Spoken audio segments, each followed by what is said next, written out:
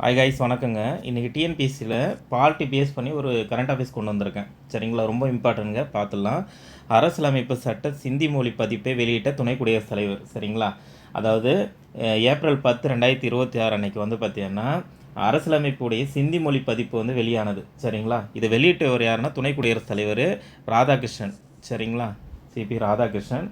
இதில் எழுத்துருக்கள் என்னென்ன இருக்குன்னா தேவநாயகிரி மற்றும் பாரசீக அந்த 2 எழுத்துருக்களும் சேர்ந்து வெளியிடப்படுகிறது. தேவநாயகிரி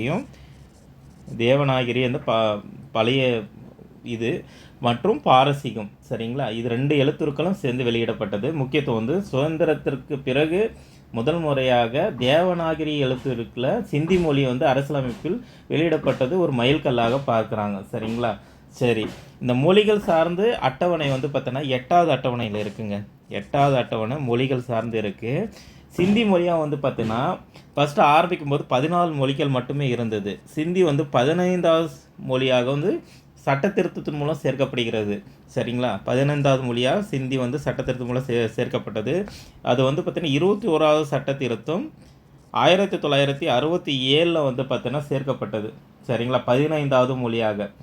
இது இல்லாமல் சிந்தி டே அப்படின்னு சொல்லிட்டு கொண்டாடுறாங்க. அதாவது சிந்தி மொழி தினமாக ஏப்ரல் 10 இருக்குல்ல, ஏப்ரல் 10 சிந்தி மொழி தினமாக கொண்டாடுறாங்க. சரிங்களா, டிஎன்பிஎஸ்சி ஓரியன்டாக பார்த்துட்டு இருக்கோம். சரிங்களா, பிடிச்சிருந்தால் லைக் பண்ணுங்கள், சப்ஸ்கிரைப் பண்ணுங்கள், ஷேர் பண்ணுங்கள்.